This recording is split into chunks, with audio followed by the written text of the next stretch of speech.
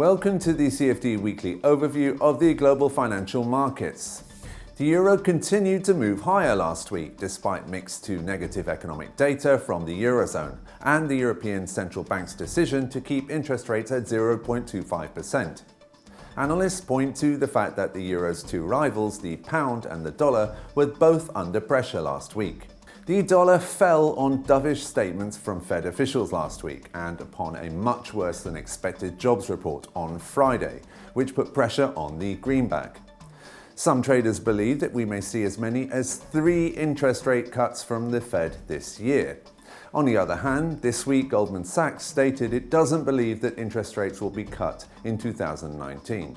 The pound continued to decline as the UK Prime Minister leadership contest moves into gear. Former Foreign Secretary, Brexit supporter Boris Johnson is the favourite to succeed Theresa May, who will stand down as Prime Minister on July the 22nd. Worse than expected GDP data in the UK early this week has put the pound under additional pressure, and the euro-pound currency pair traded close to a 5-month high on Tuesday.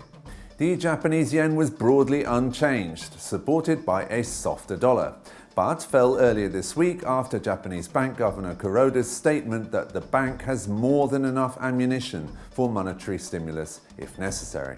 The Turkish lira continued to lose ground against a basket of other currencies, as President Erdogan claimed he had no intention of cancelling an order for a Russian-made missile program, despite the anger of the United States.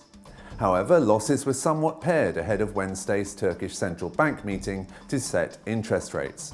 Most analysts believe that the key interest rate will remain at 24%, which would be seen by investors as a small victory for the independence of the bank against the Turkish president, who wants rates to be cut.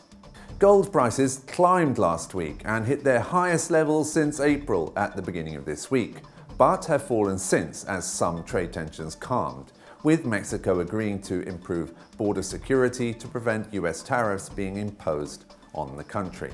US stocks powered higher as markets put US-China trade war fears to one side, and the US dropped plans to impose tariffs on Mexico. While global growth is a concern, investors are focusing on Fed interest rate cuts this year to prevent the US economy slowing down. Crude oil dropped to its lowest level since January, before recovering to finish slightly higher over the week in volatile trading. Prices are being pressured by the prospect of decreased global demand and oversupply, particularly from the US. Russia stated that it wants to agree another extension to its deal to limit production with OPEC at the next full OPEC meeting, due to take place in late June or early July.